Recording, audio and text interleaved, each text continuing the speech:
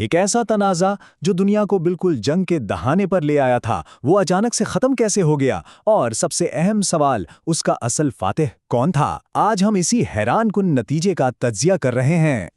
लेकिन किसी भी जंग में यह फैसला होता कैसे है कि जीता कौन? यही वो बुनियादी सवाल है जिससे इस पूरे मामले को समझा जा सकता है।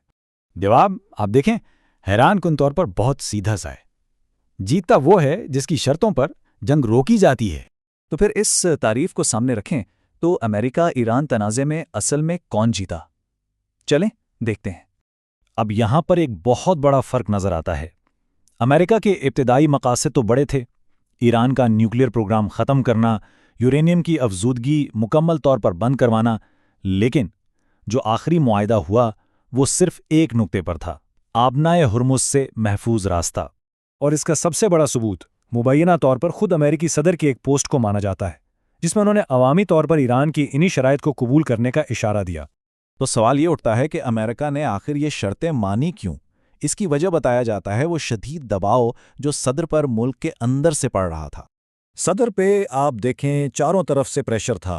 पेंटागन ने वार्निंग दी, सियासतदान मुखालिफ हो गए, अवाम सड़कों पर थे और यहाँ तक कि फ़ौज के अंदर से भी मुज़ाहमत का डर था।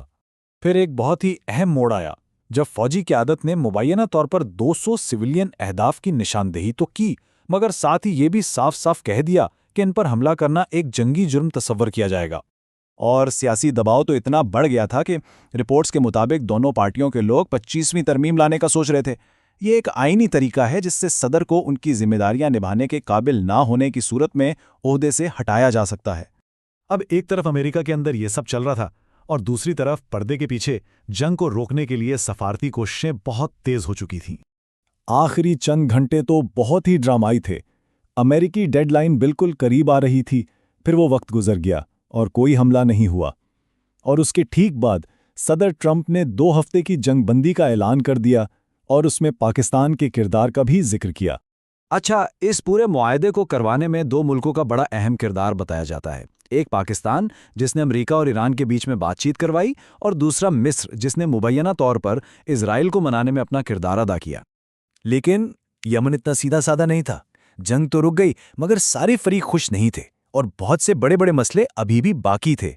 कहा जाता है कि इजराइल ने ये डील बिल्कुल भी खुशी से कबूल नहीं की, बड़ी मुश्किल से माना, लेकिन साथ ही लिबनान पर हमले रोकने से इनकार कर दिया और बस यहीं से एक नया खतरनाक मसला खड़ा हो गया।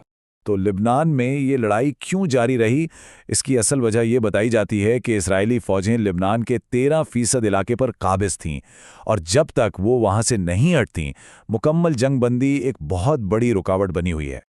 तो आखिर में सवाल यही रह जाता है कि क्या ये एक असली जीत थी या सिर्फ कुछ वक्त का वक्फा? बहरान तो वक्ती तौर पर टल गया था, लेकिन जब तक ये बड़े मसले हल नहीं होते, एक मुस्तकिल आम की उम्मीद बहुत कमज़ोर ही रहेगी।